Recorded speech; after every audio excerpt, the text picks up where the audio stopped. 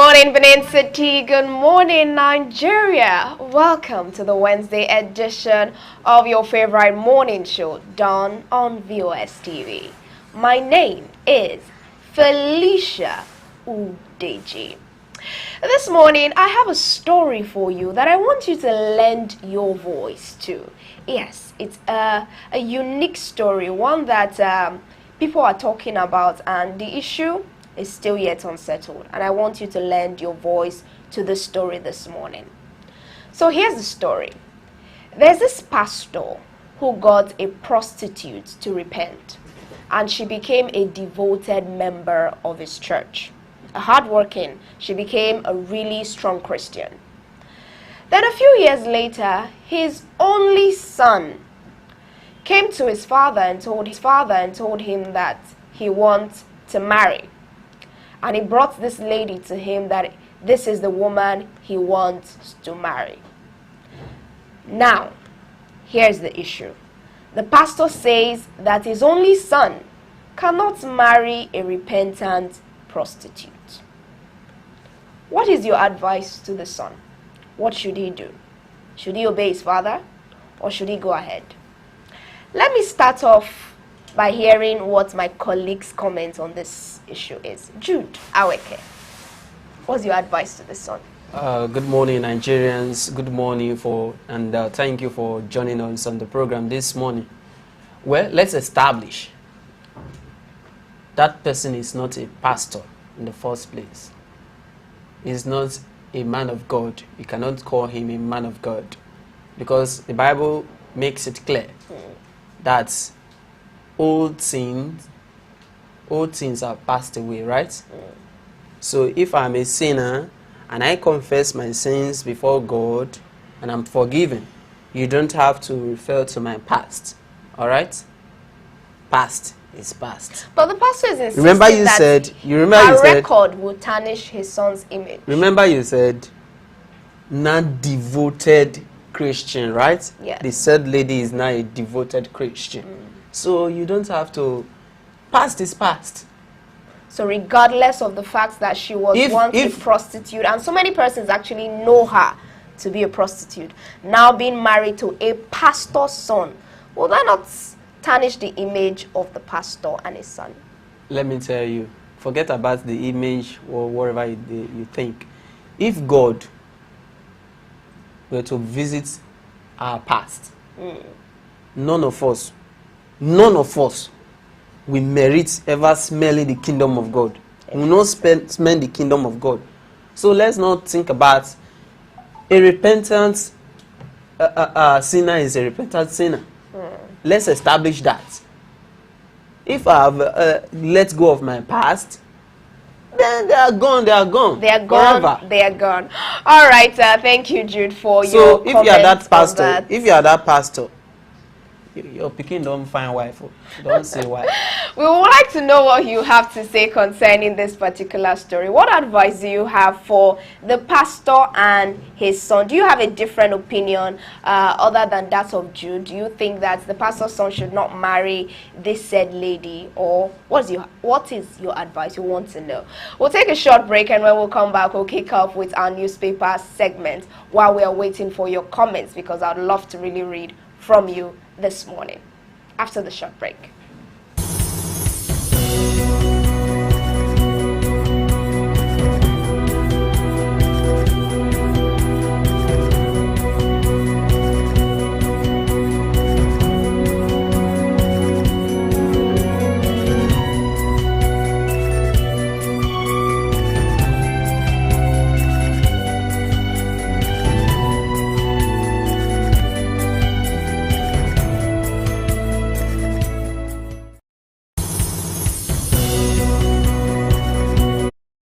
Welcome back. It is still Dawn on your darling station, and it's because of you we are here. We'd love to know where you are watching us from this morning, so do well to drop your comments in the comment section, and of course share your thoughts on the story. If you were this pastor, would you allow your son marry a repentant prostitute.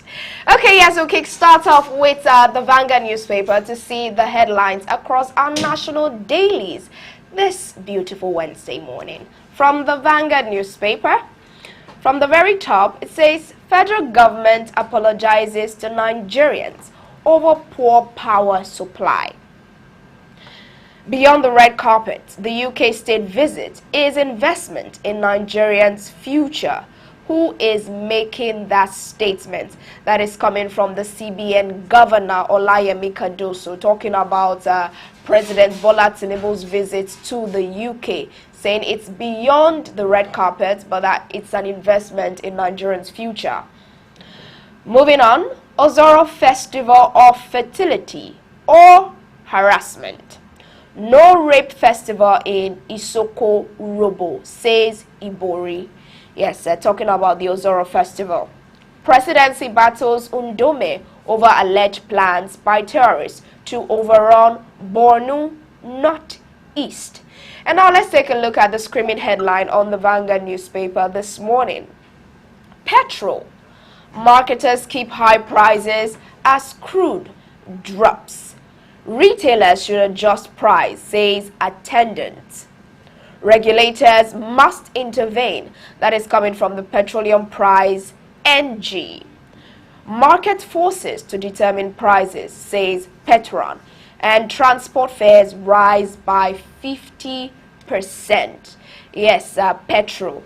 That's a major story there, and I would like us to touch on this story. According to the details of the story, currently, crude oil is selling at $100 per barrel as opposed to what it was selling for $130 per barrel. However, marketers are yet to bring down their prices, and fuel stations are still selling for as high as 1,300 and above.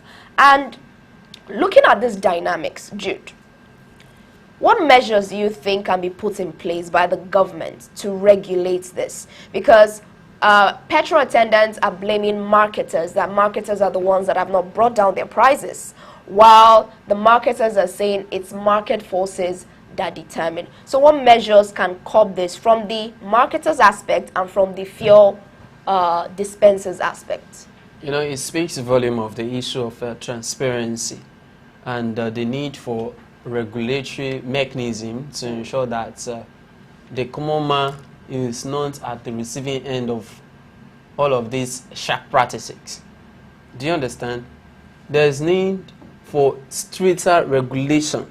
Let's regulate it. Let us monitor the activities of these marketers and those dispensing. Because when they begin to play blame game, who will bear the brunt? That's a good question. Yes. Who will bear the brunt? And who is bearing it at the moment? It's the citizens, of yes. course. So these are the issues. The regulatory, agencies should ensure that they swing into action and put all these people, to their toes. They should ensure that all loopholes are covered so that the common man. So are you saying that the effect of governments across all levels now should deploy regulators to go and monitor fuel stations? Exactly. That should be what ought to be. Not all of this that we are saying. Back and forth. Because if you continue to go back and forth, the common man will be the one to bear the brunt. Okay, now let's take a look at this other story. Federal government apologizing to Nigerians over the poor power supply. And people, they ask, now apology, we want chop. What's your take on it? It is only in this part of our world we apologize for failure. We apologize for lackadaisicity. We apologize for negligence. We apologize for ineptitude. We apologize for so many things. Insecurity, we apologize. Power, we apologize. Is it apology? We shouldn't be talking about apology. We should be talking about we are matching words with action. We should be talking about it will be resolved on so date, and when that date comes, we see that it has been resolved. Not sorry for this. There will be bomb blasts at we sympathize. sometimes they will not even sympathize. Imagine at this age we are talking about apologizing for epileptic power supply. Well, we hope that aside from the apology, the government will actually do something about it. So there are so many action. There are so many other headlines on the Vanguard newspaper this morning, so do well to grab a copy to read for yourself. Yes, because like they say, an informed citizen makes better decisions. Let's now move over to our next newspaper, which is the Guardian newspaper. And I'd like to start with the screaming headline from the Guardian newspaper this morning that says, Ministers gauge support, popularity ahead of resignation deadline. Despite the clear deadline, some expected aspirants are not in a hurry to step down, as sources disclose that the remaining offices provide strategic advantages that they are reluctant to relinquish. Leaving too early means losing these benefits without any guarantee of electoral success. So the story is, according to what was signed by the president, March 31st is the deadline for any current minister or any person in political position who is aspiring to take up, to contest in the 2027 general elections to resign, which is just a few days from here. And we know that some key persons in the ministry, I think from Edo State, the Commissioner for Education, Paddy Yamu, has resigned. And we still have other persons who are contesting for governorship in various ministries. But the thing here is that some are actually weighing whether to resign or not to resign, because once you resign, it means you're no longer in that office. You can no longer claim to be a minister. You are no longer entitled to the salary, to every other allowances that comes with that offices. And some are like trying to weigh their option. Do they have enough popularity yet? Because they need to go back to the grassroots now to go and campaign. So with this, Jude, what do you think about when it has to do with popularity in the grassroots, being that political office holders? What lessons does this spend for them? You know, there is this saying that says, you cannot eat your cake and at the same time do what? Have it. Have it. So you have to weigh your options very well. You have to weigh your options. Are you popular? They should weigh their options. Are they Did you popular? actually work? Do you actually work? Do you think that you want it? Should the people, if you go into contest, do you think people will repose confidence in you? These are the questions you should ask. So it's not just about having aspiration to govern. Do you want it? Exactly. You know, there was a time, I can't quite remember the minister now, that went to his village and he was being stoned by his people. Why? Because he did nothing for them. So these are the questions. These are the questions you should ask yourself as a minister, as a commissioner, as a local government, whatever that you think you are. Ask yourself if you are, dumping or rather quitting your current position for elective offices. Will people repose confidence in you? Sure. Ask yourself. So this is actually a call for every political leader out there. That office, you are not going to hold it forever. So when you leave that office, what will be the legacy that people will know you for? And can people now come out to say, okay, you did well, and we are going to put you back into another position? All right, let's move over to other headlines. Let's see other headlines on The Guardian this morning. IPAC rejects Electoral Act 2026 as INEC unveils new party guidelines. Adelabo apologizes over power outages, pledges recovery in 14 days. ADC Accord fought ex-lawmaker suit seeking to deregister opposition parties. Federal government pushes scales to jobs agenda, targets millions for employment. LP postpones Congress's Zones 2027 presidential ticket to South. And the last one I'll be taking from The Guardian. Federal government anticipates improved trade as phase implementation of NSW takes off. And now let's move over to our next newspaper, which is the Nigerian Tribune. Let's see what the Tribune has for us this morning. From the top, 2027. or your PDP candidates to emerge April 8, says Makinde.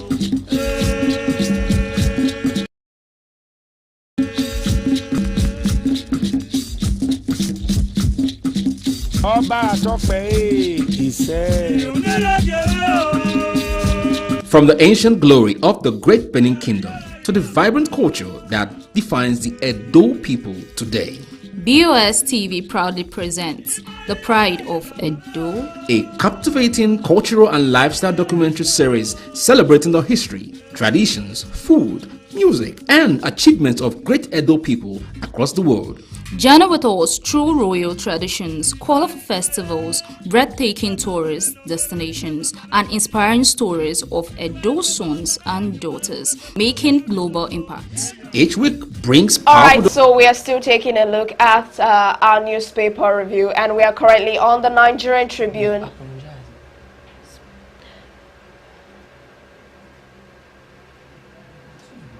We are currently on the Nigerian Tribune newspaper this morning. Yes, from the top, 2027 Oyo PDP candidates to emerge April 8. That is coming from the Oyo State Governor, Seyi Makinde. The writers on that story says automatic tickets given to serving reps, first-time assembly members, says Governor.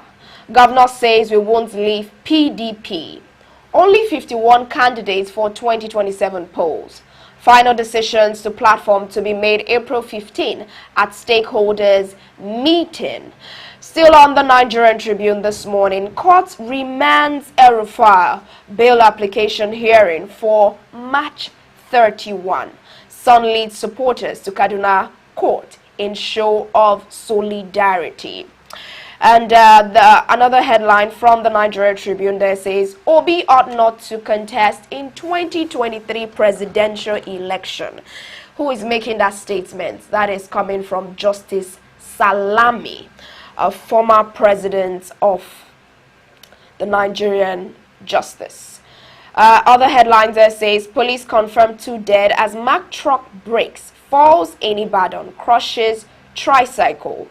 And the screaming headline on the Nigerian Tribune, parties want indirect primaries restored, insist on amendment to Electoral Act as INEC's updated guidelines review party registration, merger, deregistration, and campaign expenses.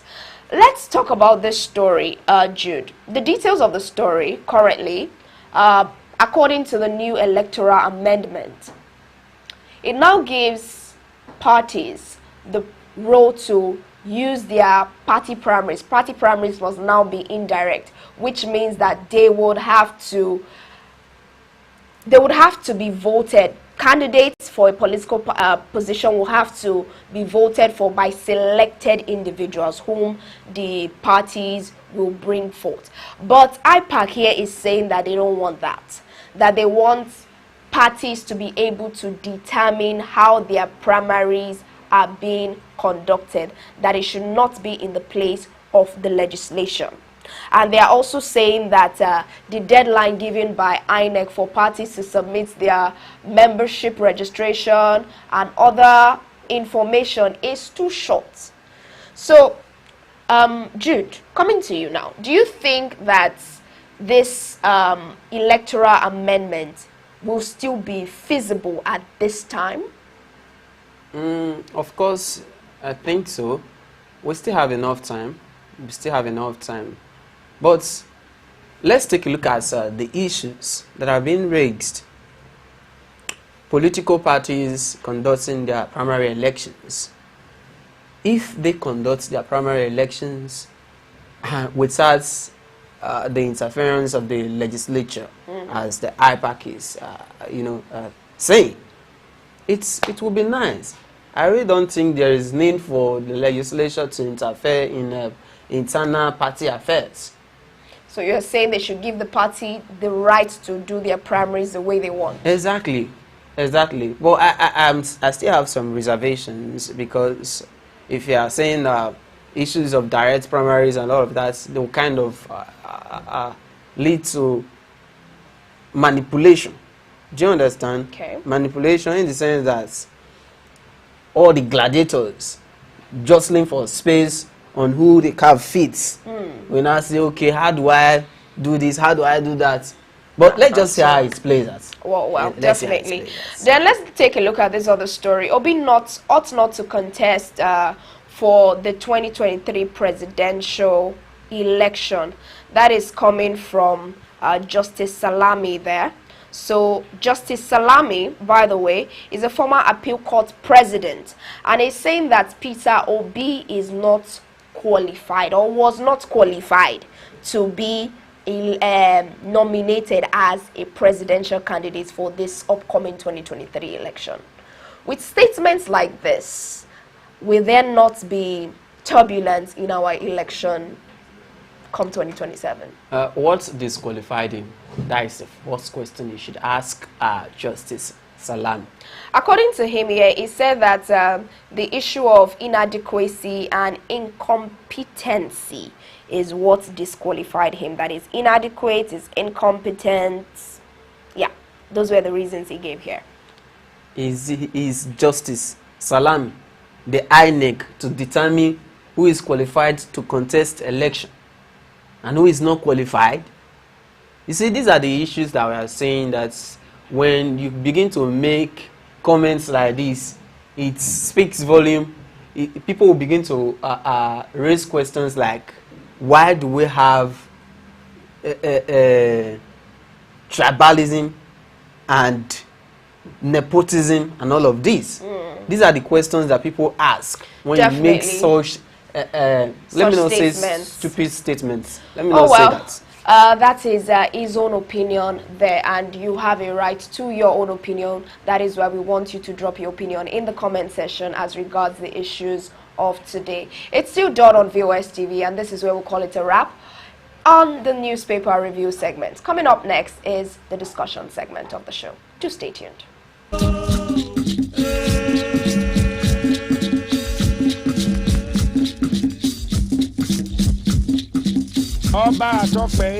He said. From the ancient glory of the Great Benin Kingdom to the vibrant culture that defines the Edo people today, BOS TV proudly presents The Pride of Edo, a captivating cultural and lifestyle documentary series celebrating the history, traditions, food, music, and achievements of great Edo people across the world. Journey with us through royal traditions, colorful festivals, breathtaking tourist destinations, and inspiring stories of Edo sons and daughters making global impacts. Each week brings powerful documentaries, studio conversations, youth spotlights, and moments that celebrate the true spirit of Edo heritage. Don't miss The Pride of Edo, premiering March 30th, 2026, exclusively on VOS TV. Celebrate the culture. Honor the legacy. Experience the pride of Edo. Only on VOS TV.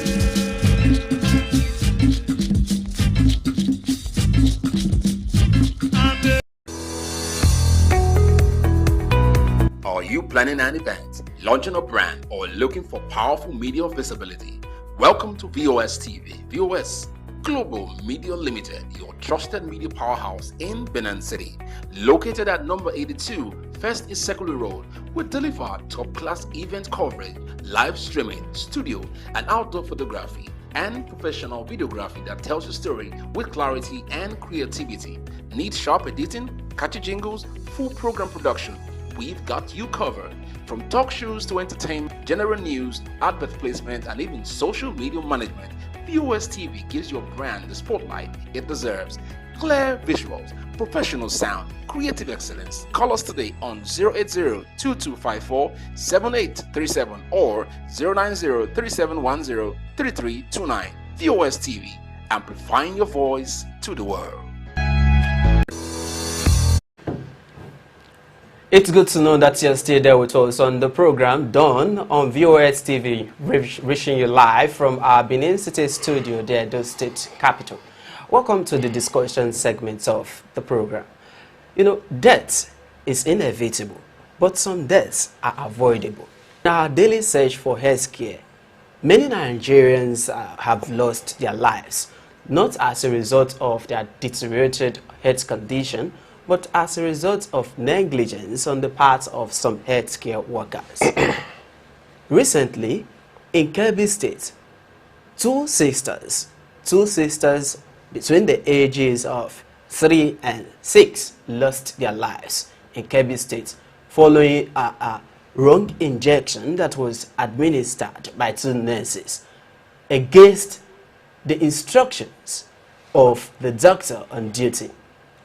Now, this issue has raised many questions on medical quackery, negligence, ineptitude in Nigeria. Recall the case of a popular Nigerian, internationally recognized literary doyen, Chimamanda Adichie's son. His 21 months old son, who died in Lagos as a result of medical negligence.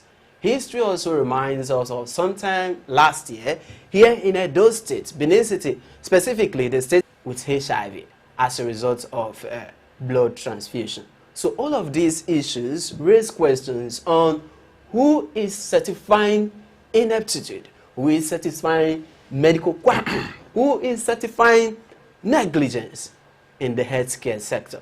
This we'll be taking a look at on the program this morning with Comrade Roy Oriabo. Good morning, Comrade. And thank you for joining us on the program this morning. Good morning, and thank you for having me. We're taking a look at a very critical issue that has caused for concern, that is calling for concern, because it has continued to reoccur, medical quackery. Take a look at the case of a case that happened at the Zuru Medical Center in Kebbi State. 2 sisters dying just because of wrong injection that was administered. When you say quacky, I'm really bothered about that, because we're told that the medical doctor gave a directive. This is the drugs, this is what you are supposed to apply. And you deliberately jettison the position of the medical doctor. As a nurse, then you are calling that quacky. That's a mere display and demonstration of wickedness. Those nurses they took the life of those young guys. Therefore, the issue of quackery don't need to arrive. The issue of quackery will arrive where you do misdiagnosis. This one is different. A directive was given. You are to give this on this time. You said no. You went on your own. Let us not put quackery to there. Let us address, let's call a spade, not a desert spoon. This was a mere wickedness from the pit of hell. And those nurses must take responsibility for it. You agree with me that in this part of the world there are no consequences for action.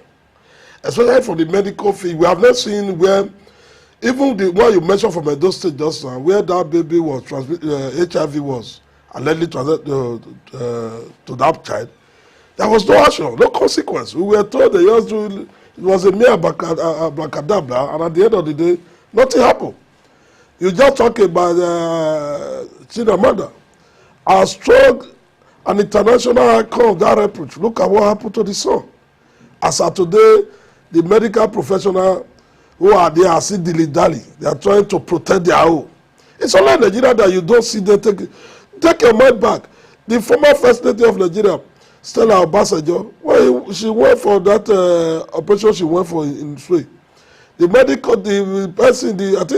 practitioner who attended to her, we were told that the system naturally was able to take that person away, and the appropriate sanction was meted. We were also told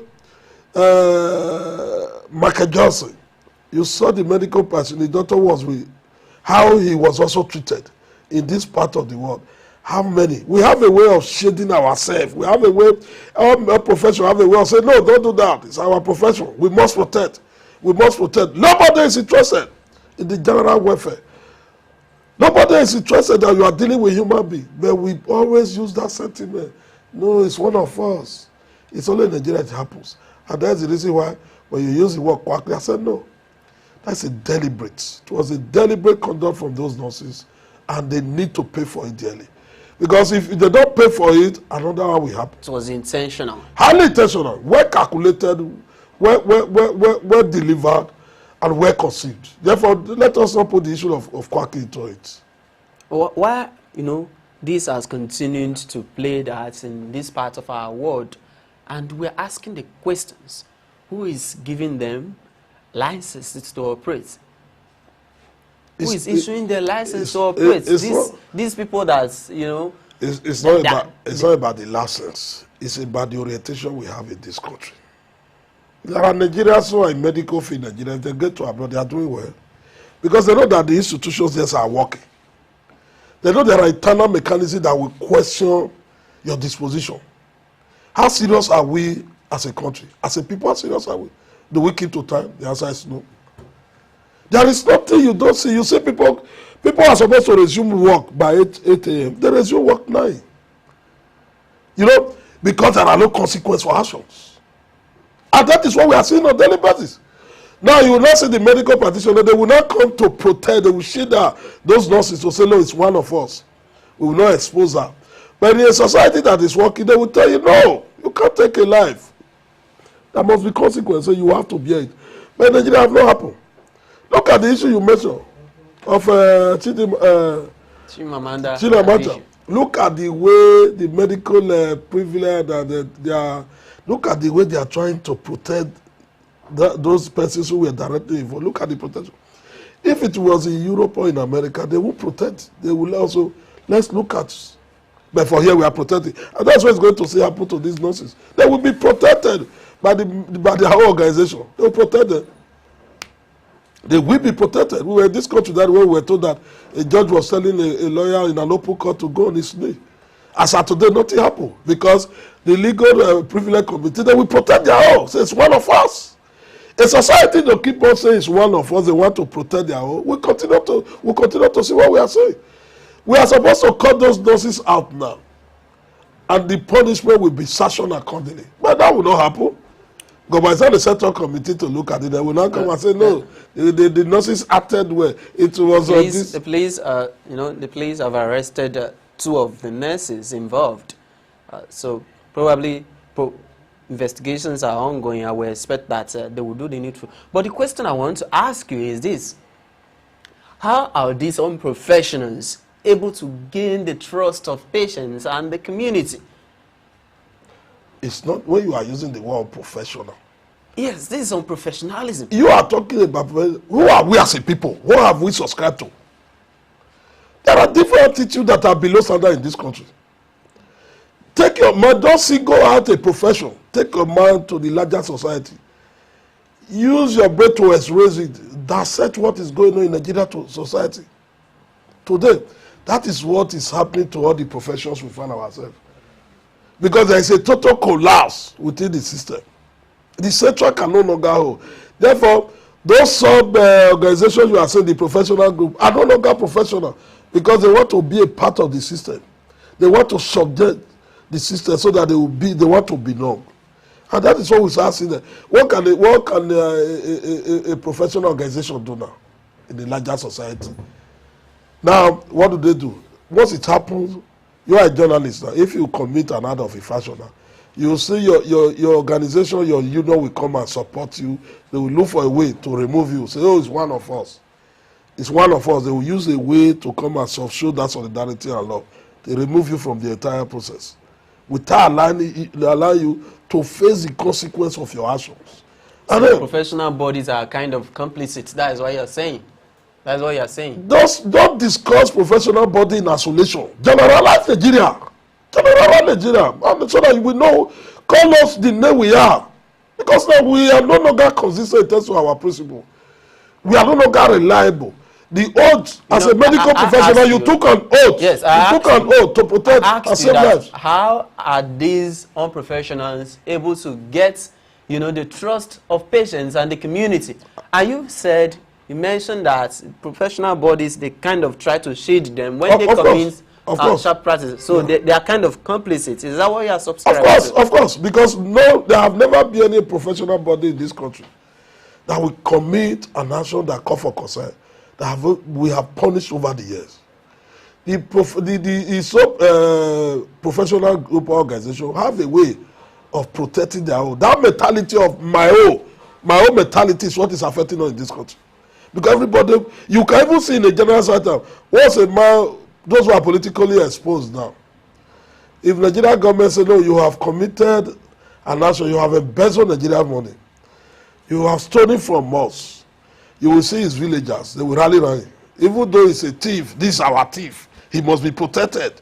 They will not ask you, is he the first person to do it? Nobody will now look at the subject matter to say whether is this man really a thief, did he commit this crime? All of us have a way of protecting ourselves. You saw it that day. Pastors there was a pastor who committed an. You see the way a manner pastors came out defending. There was a pastor who became an emotional terrorist, who was harassing women sexually. By the time people start coming out to say, no, this man, look at how the man you treated me. You saw some person also coming out to say, no, he's one of us. He must be protected. We must defend him. Nobody is interested in the merit of the matter. And that is where we are.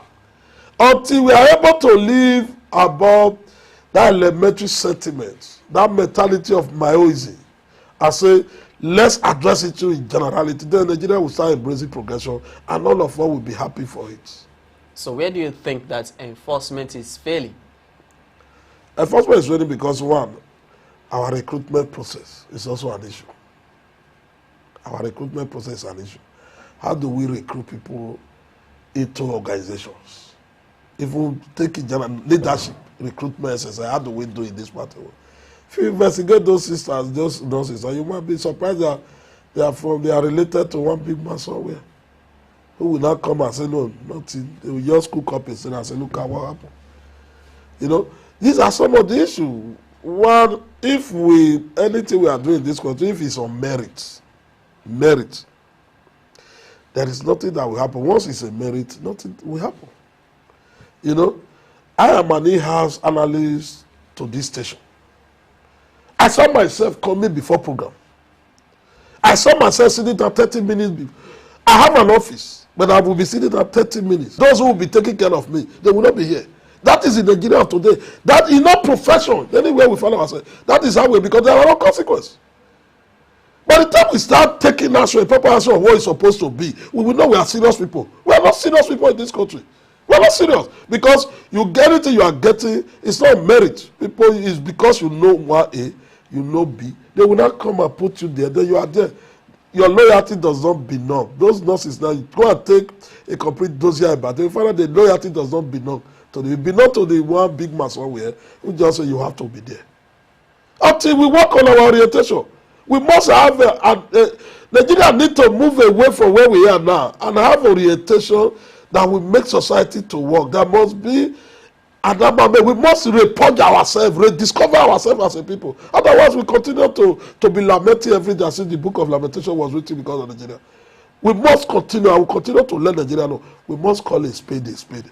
How does those nurses got there? It was one man who brought them there. Therefore, it's not about what they are made. In any part of the world, medical profession is taken serious. Did you not saw it on the? It was on the news that in Nigeria, who was a nurse, he went to United Kingdom. Instead of her to do her job professional, he abandoned. He started praying for. It was not saying, let's conduct an all-night prayer for the patient, and eventually the patient. You abandon your medical profession. You are doing so because that's your orientation, and the man said. She was brought into a system. She was nurtured and cultured with Nigerian mentality that it does not really matter. It took it. She exported that kind of character to a society that is working. She was not able to fit in. That is, Nigeria, we must live above this. We should live above what we are doing now. So that all of us will know what we are doing. We don't know what we are doing as of today. We don't know what we are doing. Anything can just. How do you imagine it? And look at the way they are being reported. We are talking about medical quackery. When there was a directive given to the nurse, you have to apply this. They abandoned it. They jettisoned it and went for another one. That's wickedness. Let me come in because this is a very serious issue. Of course, that we should forestall to ensure that a reoccurrence doesn't occur. Let's get it right now. what role do you think that the governments and professional bodies should play to ensure that we nip this in the bud? Because it is reoccurring. We have seen cases and we are still going to see more cases. If something urgent is not done. I just told you that one, we must revisit our recruitment process. Okay. We'll revisit. Secondly, we must base on all we are doing, we must base it on merit. Those who merit it, let them be there. Thirdly, people must naturally be convinced. Any profession you find yourself, you must be convinced that this is your job. You are not doing it because of the pay. You are, first of all, you are convinced that you love the job. If you see anybody who is doing a job he or she loves, you can see the input. You are not forced into it. You know, with that kind of arrangement, Nigerian society will be working. Then people will not know, once you commit any crime, there are consequences. You see people, they want to do what is right. What theory of the society was formulated by Thomas Hobbes. He recognized that there are people who are going to violate the law. Naturally, people will say, no, he said, how do we make society to work? Because he was aware that if we don't set up the rules, people are going to violate it. That was why he now came up with laws. And that law is that once you commit you offend the law, there must be consequence. By the time you get to see that consequence as I embrace sentimentality, society begin to wobble and fumble. And that is where we are now. All right. Do you think that Nigerians, majority of Nigerians, are really aware of quackery?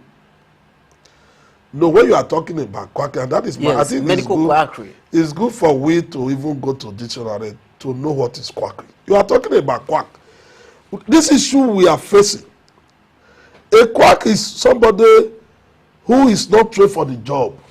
It does not have what it takes to be in that field, but is there. There is trying to manage to fit in. Of course. Yes, that is a quack. Yeah. That's a quack.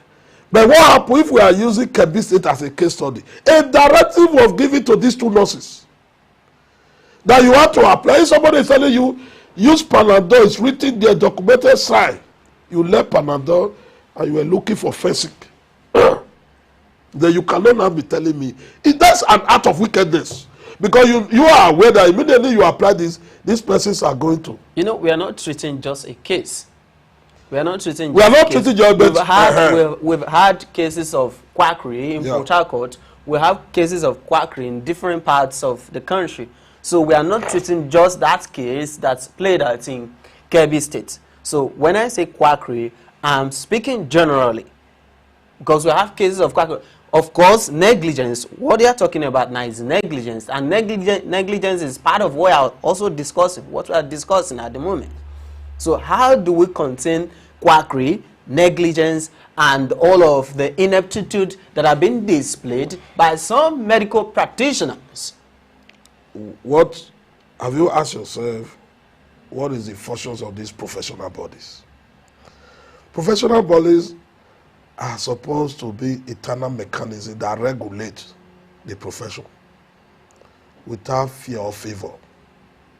That is the direct responsibility of any professional body you find yourself. By the time you are not doing that, you are not protecting what you are supposed to be, the interests of your organization, but you are not saying that this is one of us. We will continue to have problems. What if a professional organization is very direct, they are responsible and responsive? You will be talking about, because there are supposed to be, the world is moving at a very fast rate now. Nigeria cannot be isolation.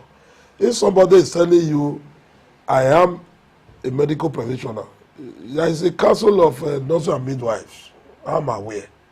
You are supposed to have, in any organization, you have a number or a tag. You are sitting there, somebody say, I'm there, so okay, what's your name? Can you tell us? There must be a code. You print it and say, okay, this.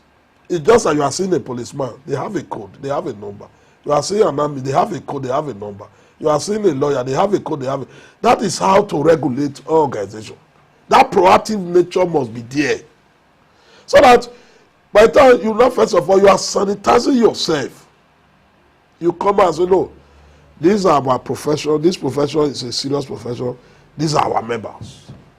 You should also go and back on the enlightenment campaign. Let people know that also this is our member, these are not our member. You must settle that standard out so that people will use that to know the difference between fake and original.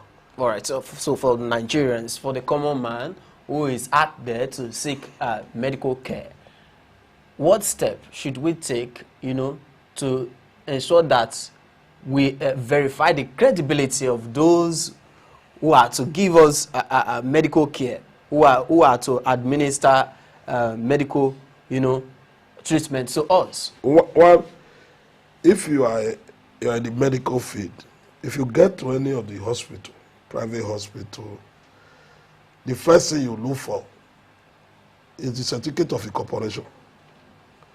As a member of that profession, or as somebody who is seeking, then you also demand for the professional identity of that organization.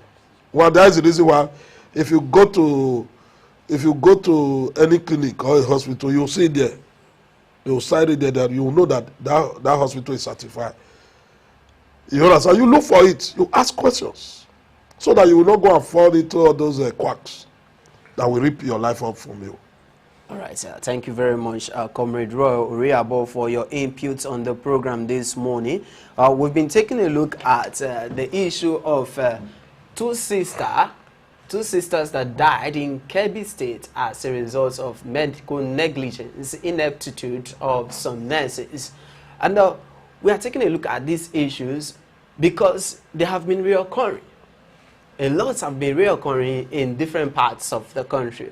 So we've been joined here in the studio by Comrade Roy Oriabo, who has lent his voice to the topic of discourse, giving his input on the need for regulatory bodies, the governments, and everyone to play their part effectively so that we nip such cases in the bud. Just before we move on to the next segments of the program, let's quickly appreciate those who have joined us on the program so far, lending their voice on the topic of discourse. And as from here, we can see My Head Station. Thank you for joining us on the program this morning. Thank you for your contributions on the program this morning too. We can see you, Paul Odiahi. Thank you for joining us on the program. My Head Station is saying that when lawlessness is ignored for a very long time, it becomes a culture in a society. This is what Nigerians are suffering today. All right. Sunrise is greeting us. Good morning. Good morning to you, Sunrise, and thank you for joining us on the program. Passion for Jesus. Good morning to you too. Austin Ayene, interesting. Yes, thank you. Austin Ayene is saying that Nigerian medical system needs to be overhauled. All right. Thank you very much, Austin Ayene, for your inputs on the program this morning. Joshua Orji is saying that everyone needs to be informed and stand for themselves because the system, bad quack medical personnel are everywhere. Yeah, it's quite unfortunate, and we expect that a lot are done by the government and other regulatory bodies to nip the side of quackery, ineptitude, negligence on the part of some medical practitioners, nip them in the bud. Thank you very much. Just before we round off the program, let's take a look at the entertainment segment of the program. Stay tuned. Don't go away.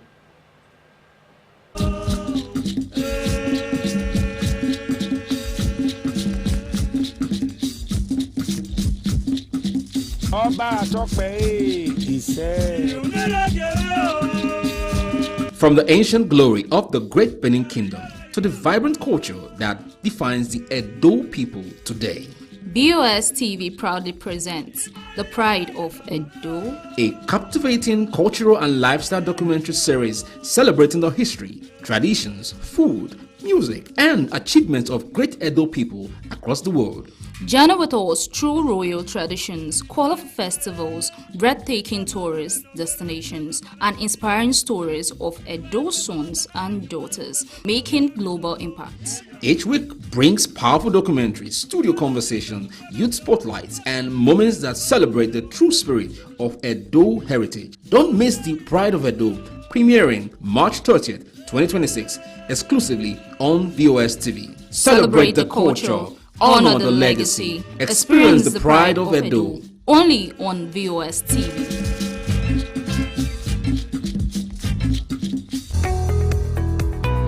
Are you planning an event, launching a brand, or looking for powerful media visibility? Welcome to VOS TV. VOS Global Media Limited, your trusted media powerhouse in Benin City.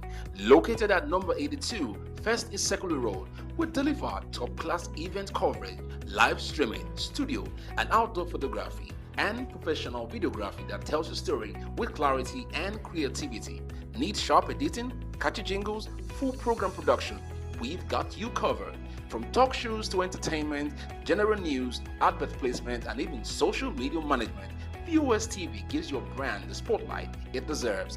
Clear visuals, professional sound, creative excellence. Call us today on 080-2254-7837 or 090-3710-3329. VOS TV, amplifying your voice to the world.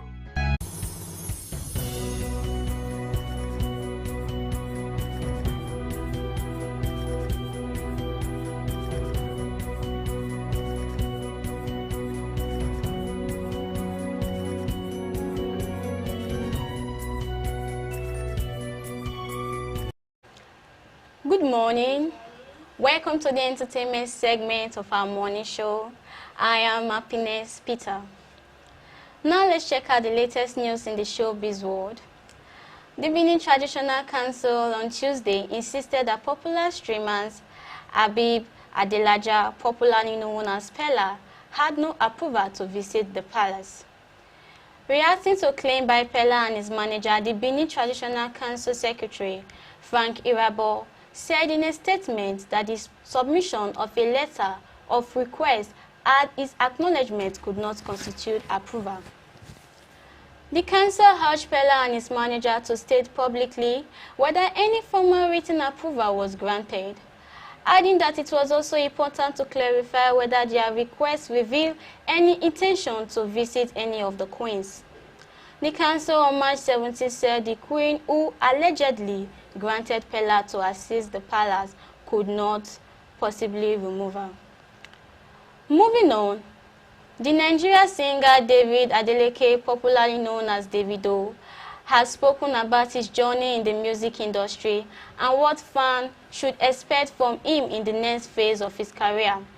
Speaking on the official UK Afrobeat chart show, Davido said he has achieved so much in his career, performing across the world and receiving accolades, including back-to-back multiple Grammy nominations in the last 3 years. He explained that he's fulfilled with his achievements and now wants to return to his roots by making African music as opposed to incorporating Western sound to appeal to international audience. Still on Davido. Nigeria Afrobeat superstar Davido has unveiled his first festival, Davido's and Friends, set to take place at the Crystal Palace Bowl on Friday, August 14, 2026. In a post on his X handle on Monday, the artist declared for the first time ever, Davido will headline and curate the full day lineup on August 14. The show is expected to feature a selection of friends yet to be announced. The announcement comes after Davido's 2025 tour to promote his fifth studio album. The multiple award-winning singer had 5 tour performances across several cities, including Akwa Ibom, Adamawa, Enugu, Ibadan, and Lagos from October to December. Finally, the Africa Magic Viewers' Choice Award (AMVCA) is set to announce its 2026 nominees on Sunday, March 29, with actor Chimezie Imo hosting the program. The 12th edition of the award will feature 32 categories, including 18 jury-decided and 11 audience-voted awards, as well as special recognition awards like Lifetime Achievement and Trailblazer. New categories introduced this year include Best Indigenous Language, North Africa and Best Indigenous Language, Central Africa, showcasing the AMVCA commitment to Pan-Africanism and cultural preservation. The award ceremony is scheduled to take place in Lagos in May 2026. And this is all for the entertainment segment. I am Happiness Peter. The morning show continues in a moment. Thank you. Thank you very much, Happiness Peter, for exposing us to what is trendy in the entertainment world this morning. Yes, this is still done on VOS TV, reaching you live from our Benin City studio, the Edo State capital. Just before we go, we want to quickly once again appreciate all of those who joined us on the program this morning. Joshua, thank you very much for joining us on the program this morning. Joshua is saying, Jude, I love your outfits. Wow. Thank you. Maybe after now, I'll have to look for you and give it to you. Thank you very much, Joshua. Felicia, you look great. Oh, that is good. Also coming from Joshua. And Anwulika Elemo, good morning, Felicia and Jude, our favorite hosts. Thank you very much. Good morning to you, Anwulika. All right. Privaco, there has never been free and fair elections in Nigeria, and Tinubu will not be the first to start it. That is your view. We hope that there will be a free and fair election in Nigeria. So let's hope so. All right. My head station, where lawlessness is ignored for a long time, it becomes a culture in the society. This is what Nigerians are suffering today. All right, good morning to you, Sunrise TV, and thank you for joining us on the program too. Passion for Jesus, good morning to you, Passion for Jesus. All right, Austin Ayeni is also greeting us from here. We appreciate you for joining us on the program this morning. All right, Christabel Brown, interesting. Yes, thank you very much. Felice, all right, we see you, fantastic. Thank you very much. All right, Infine Brown, another day with viewers. Stay glued, all right, because we'll continue to update you with what is trending across the world, society here in Nigeria, Edo State, and anywhere. So always stay glued to VOS TV as we expose you to all of this. Okay, Phyllis is saying that the situation is complicated, though. Nigerian celebrities. All right, Jubrila Fadela, Davido has tried in the music industry. Of course, yes, he has written his name in the sands of time, in the music industry, in the entertainment industry. He has really written his name in the sands of time. And kudos to him. Let it continue to break records worldwide. Yes, he's an international star. And not only him, we have others like Burna Boy, Wizkid, name them. They have all written their name in the sands of time. The likes of Rema, we see them. We see what they are doing, positioning Nigeria in international limelight. That is, of course, a great one. I will continue to see more that are sprouting from there, because we also underscore the fact that there are grooming orders. All right. So thank you very much, Phyllis, for joining us on the program this morning. Ibrahim Obazi, this is an amazing program. Of course, thank you very much, Ibrahim, for your inputs. Thank you. We appreciate you for commending us. And here we draw the curtain on the program this morning. Dawn of VOS TV, reaching you live from our Benin City studio, the Edo State capital. Do well to join us same time tomorrow for another episode. Thank you very much. Bye for now.